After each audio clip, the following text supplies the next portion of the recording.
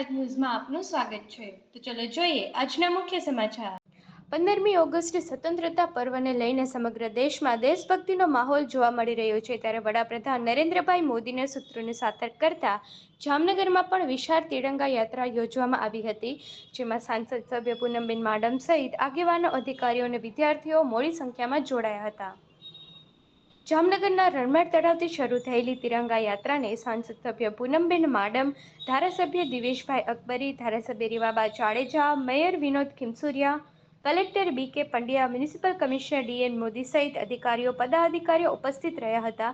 આ તિરંગા યાત્રામાં બહોળી સંખ્યામાં નગરસેવકો, ભાઈ બહેનો ઉપસ્થિત રહ્યા હતા, તેમજ સ્કૂલના વિદ્યાર્થીઓ પણ જોડાયા હતા। રણમેટ તળાવથી શરૂ થયેલી તિરંગા યાત્રા સમગ્ર રાજમાર્ગ પર તિરંગા સાથે પસાર થતા લોકો એક અલગ જ દેશભક્તિના માહોલમાં રજૂ કરી રહ્યા હતા। સાંસદ સભ્ય પૂનમબેન માડમ તેમજ શહેર ભાજપ અધ્યક્ષ વિમલભાઈ કગતરા અને ભાજપ સંગઠનના આગેવાનોએ સમગ્ર યાત્રા દરમિયાન બાળકો અને નગરજનોમાં ઉત્સાહ જોવા મળી રહ્યો હતો।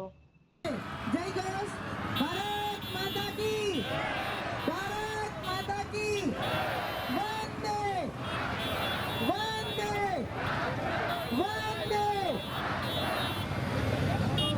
Thank you.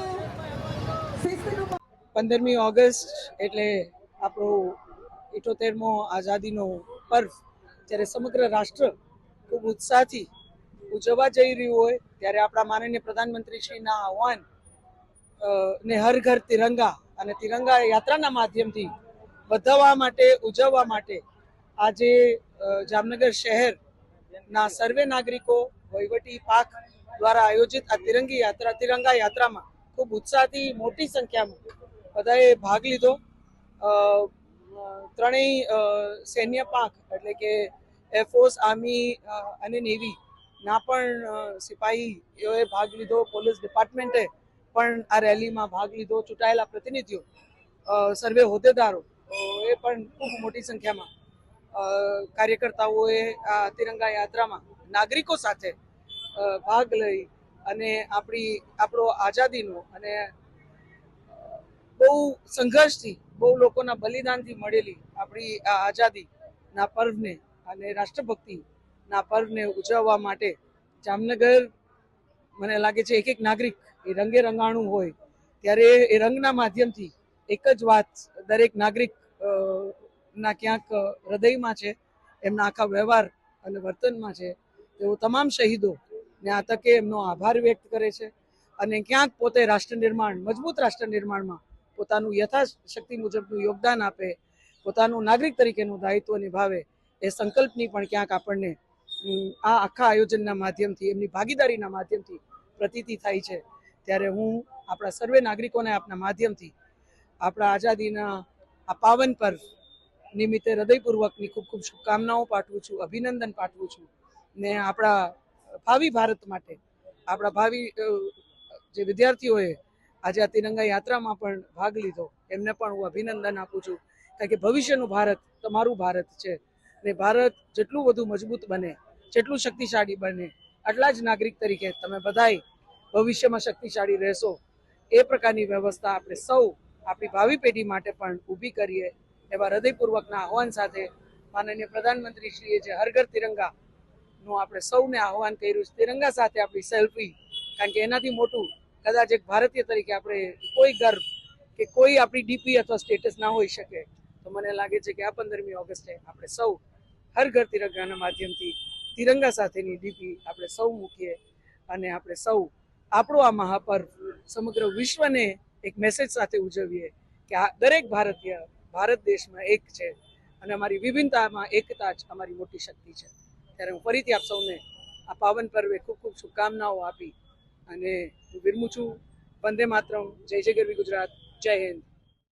જામનગરમાં શ્રી કાશી વિશ્વનાથ યુવક સમસ્ત ખવાસ રજપૂત સમાજ જામનગર દ્વારા સતત 3જા વર્ષે પાલખી યાત્રા યોજવામાં આવી હતી। ગઈકાલે સોમવારે શ્રી કાશી વિશ્વનાથ મહાદેવ મંદિરથી પાલખીની ધારાસભ્ય Diveshbhai Akbari, mayor Krishnaben Sodha, standing committee chairman Nileshbhai Kagathara, corporator તથા ખવાસ રાજપૂત સમાજના જ્ઞાતિ અગ્રણી એવા અરવિંદભાઈ ચૌહાણ, અરજીતભાઈ ભટ્ટી, આકાશભાઈ બારડ તથા કાશી વિશ્વનાથ મંદિરના ટ્રસ્ટીઓએ પ્રસ્થાન કરવામાં આવ્યું હતું. ગઈકાલે પાલખીની યાત્રા બપોરે 4 વાગે શરૂ કરવામાં આવી હતી. કરશનભાઈનો ચોક, શાક માર્કેટ, ગોવાળની મસ્જિદ, પંચેશ્વર ટાવર, બેરીનું નાકું થઈને કાશી વિશ્વનાથ વાળા રોડ પાસે કાશી વિશ્વનાથ મંદિરે રાત્રે 9:30 વાગે પૂર્ણ કરવામાં આવી હતી.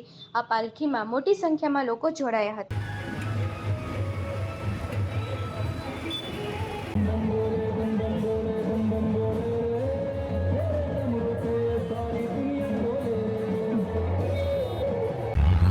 મારું નામ સુમિત રતિલાલ સોલંકી. હું કાશી વિશ્વનાથ યુવક મંડળ સમસ્ત કવાસ રજપૂત સમાજમાં પ્રમુખ તરીકે છું. અમોએ સતત 3જા વર્ષે દર શ્રાવણ મહિનાના બીજા સોમવારે કાશી વિશ્વનાથ મહાદેવની પાલખીનું આયોજન કરેલ છે. એમાં જામનગરની તમામ ધર્મપ્રેમી જનતા જોડાયેલ છે. અમો એનો ખૂબ ખૂબ આભારી છીએ. અમારી યાત્રા ખેતરી ફળીથી શરૂઆત થઈ હતી બપોરે 4:30 વાગે. ત્યાંથી આવાડા ચકલો, પછી કરશનભાઈનો ચોક, દેવુભાઈનો ચોક, પછી ધનભાઈનો ડેડો, ત્યાંથી ધાવલસા પડી, પછી દીપક ટોકીજ, ત્યાંથી થઈને ગોવાણ મસ્જિદ, પંચેશ્વર ટાવર, બેડી નાકું અને કાશી વિશ્વનાથ મંદિરે રાત્રે 10 વાગે તેમની પૂર્ણાહુતિ થશે. બસ અમને અમારા યુવક મંડળને એવો ઉત્સાહ હતો કે ભાઈ સેમ ઉજ્જૈનમાં જે રીતની પાલખી થાય એવી રીતે આપણે જામનગરમાં પણ કાઢી. એમાં મારા યુવક મંડળનો ફૂલ સપોર્ટ મને મળેલ છે. અમે એ પ્રમાણે અમે આયોજન પણ કરેલ છે. ભાઈ બહેનના પવિત્ર સંબંધનો તહેવાર એટલે કે રક્ષાબંધન હિન્દુ ધર્મના અનેક તહેવારો માને કે એક તહેવાર હોય છે કે જ્યારે બહેન પોતાના વીરાના હાથમાં રક્ષાની રાખડી બાંધે છે. આગામી રક્ષાબંધનના તહેવારને અનુલક્ષીને જામનગરની બજારમાં અનેક પ્રકારની રાખડીઓ જોવા મળી રહી છે. આ વર્ષે રાખડીમાં વિશેષતાની વાત એ છે કે લોકોને ડોરેમોન, મોટું પતલું, છોટા ભીમ તેમજ ભાઈ ભાભીની પેર અને કુંદન તેમજ રુદ્રાક્ષની રાખડીઓ અનેક સ્વરૂપે જોવા મળી રહી છે. નાના બાળકો માટે કાર્ટૂનના પાત્રો સાથે રાખડી જોવા મળી રહી છે. તેની સાથે ચાંદીની રાખડી પર બજારમાં જોવા મળી રહી છે. ₹15થી શરૂ થઈ અને ₹1000 સુધીની રાખડી હાલની બજારમાં બહેનો ખરીદી રહ્યા છે. ₹15થી શરૂ થઈ અને 1000 સુધીની રાખડી હાલની બજારમાં જોવા મળી રહી છે અને બહેનો હોશિયારથી પણ ખરીદી રહ્યા છે. રાખડીનો બિઝનેસ કરું છું. અત્યારે આ વખતે ચાંદીની રાખડી, જર્મન સિલ્વર, એડીની આવે, મીણાવાળી, જળતર બધી સારી ટ્રેન્ડમાં ચાલે છે.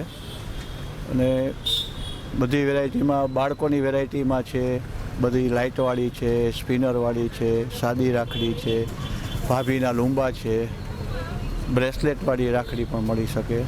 બધી અવનવી વેરાયટીમાં અત્યારે ટ્રેન્ડમાં સારું ચાલે છે.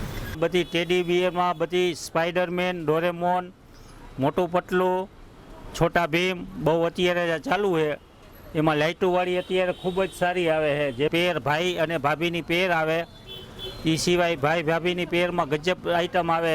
કુંદનવાળી આવે, મોતીવાળી આવે, પછી પેન્ડલવાળી બધી આવે. એમાં બધી બહુ વેરાયટી આવી છે. એ સિવાય આ હતા આજના મુખ્ય સમાચાર. અમારી અર્થાત ન્યૂઝ ચેનલને YouTube, Facebook અને Instagram પર લાઇક કરો, શેર કરો, સબસ્ક્રાઇબ કરો.